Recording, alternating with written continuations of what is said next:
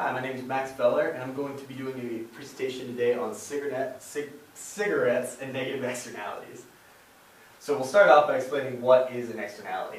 An externality is something imposed on a third party which comes after the original user, whether they like it or not, due to something that the original user took part in. And this is obviously in an economic standpoint. Everything produces an externality. These can be things from positive and negative types of externalities dealing in both production and consumption of these goods. Factory pollution is a negative production example. Obviously, the factory is producing something and the pollution is a negative side effect of that production, therefore it's a negative production example. Car pollution is a negative consumption example. The car is consuming gas, the gas obviously emits the pollution as well, but it's coming from a consumption standpoint, not from a production, so it's a negative consumption example. Other examples, obviously loud noise, we all deal with this if we live in a city. Loud noise from a construction company, it would be a negative production example for the same reasons. They're producing new buildings, therefore the loud noise from that is a negative production example. Loud music, something also everybody is on the bad side of when they're trying to sleep. Loud music is a negative consumption example because obviously that person is consuming that music, listening to it, it's bothering you in a negative way, it's a negative consumption example. Building a nice deck on the back of your house is a positive production example. This is because when you build that nice deck on the back of your house, even though you build it for yourself to be happy to throw a hot tub on it or something like that, when you sell that house to the next owner and that owner sells the house, that deck will be there and up the resale value of that house from when you first had it. So technically, even though you built it for your own wants and needs, the person that sells it after you benefited from that deck being on that house. Just as if you use your education to better society, even though you might not necessarily directly want to help society with your education, you're still using it to help positively, or to make it a positive consumption example. I like to share a quote by a professor from Oxford named Tejvin Pettiger, who kind of sums up the idea of these positive and negative externalities.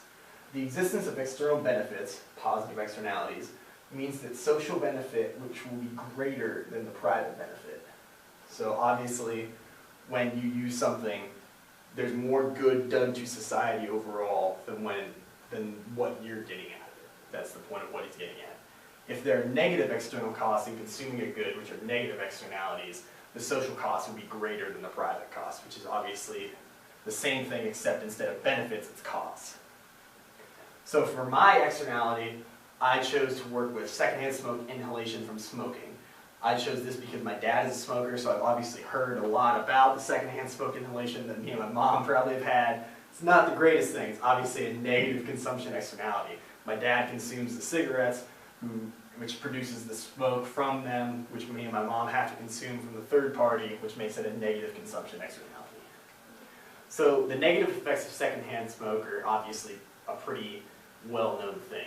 The actual consumption by the smoker causes things like cancer, bad teeth, bad breath. It's not limited to just that though.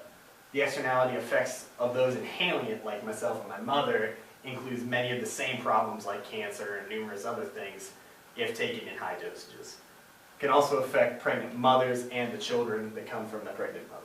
The smoking will also produce a bad smell in the house and leave the person smelling, leave the smoker smelling of that same smell. It can also spur former smokers, like my mom who has struggled with this, who has quit, to also restart smoking again. There have been many efforts made to help the issue of secondhand smoke. The government has considered banning smoking entirely, which hasn't happened yet due to the economic impact that it would cause. Small smoking areas have been implemented in cities to help contain the smoking problem. Cigarette companies have also begun to produce the e-cigarettes that everybody has now with filters to cut down on the tar in the cigarettes, which is what really does the bad stuff, and also will provide smokers with the same nicotine that they're addicted to help get them through that.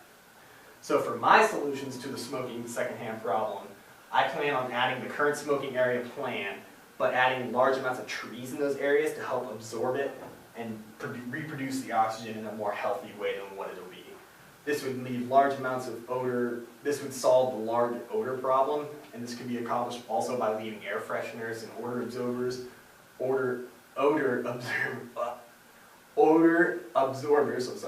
all around the area in an effort to eliminate the smell. It also does not hurt the economy like a smoking ban would, with the cigarette companies obviously being a huge part of the American economy. And these are most of our society.